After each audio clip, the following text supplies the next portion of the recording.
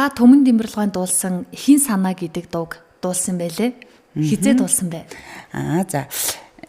Монгол улсын ардын жүжигчин Төмөн Дэмбэрлэгсний дуулсан Эхийн санаа гэд Монгол улсын төрийн шагналт хөгжмийн зохиолч Чойдгийн хөгжим яруу найрагч Ловсонгийн давд оржин шүлэг Эхийн санаа гэдэг энэ сайхан дууг нь би дуулсан. Одоо дан ятга хөгжимтэй дуулсан. Маш олон дуучид дуулсан. Тэгээд би одоо өөрийнхөө дуулснаар танай радиод хүргэх гэж байна. За баярлалаа. Тэгвэл Хөх Тэнгэр радиогийнхаа сонсогчдод зориулъя. За баярлалаа.